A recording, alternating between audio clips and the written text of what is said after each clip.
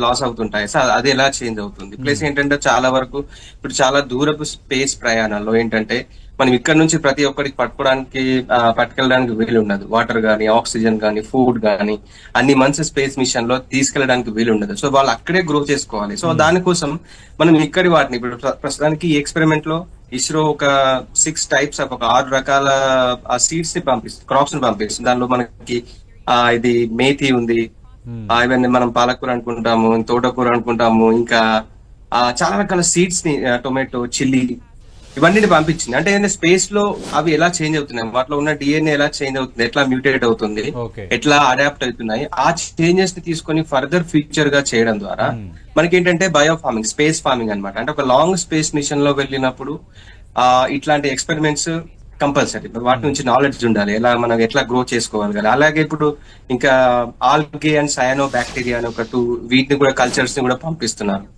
Algae అంటే ఏంటంటే అది ఇప్పుడు మన సముద్రం పైన, అక్కడ నదుల పైన, వాటర్ పైన మనకు ఈ గ్రీన్ కలర్ లో ఫామ్ అవుతుంటుంది, నాచు అంటారు. సో అట్లా అనమాట. అదేం చేస్తుందంటే అది కార్బన్ డైఆక్సైడ్ తీసుకొని ఆక్సిజన్ విడిచిపెడుతుంది.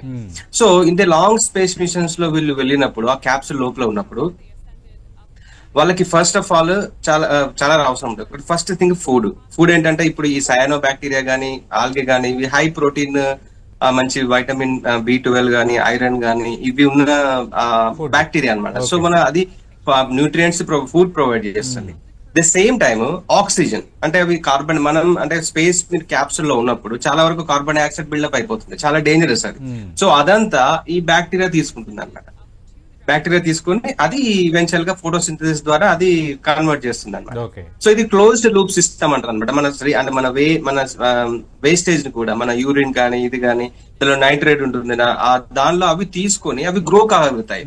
అంటే ఒక మంచి ఈకో సిస్టమ్ అంటే ఒక లైఫ్ సపోర్టింగ్ సిస్టమ్ ని డెవలప్ చేయడానికి ఇదంతా రీసెర్చ్ కంపల్సరీ. సో దానిలో ఇస్రో తొలి అడుగు వేసిందండి. యా అంటే శేషగిరిరావు గారు, ఇక్కడ ఆల్రెడీ యాక్చువల్గా గగన్యాన్ కోసమని ఫస్ట్ ఈయన్ని సెలెక్ట్ చేశాడు, శుభాంశు శుక్లా అని. అంటే ఇప్పుడు మొన్న సునీత విలియమ్స్ వాళ్ళందరూ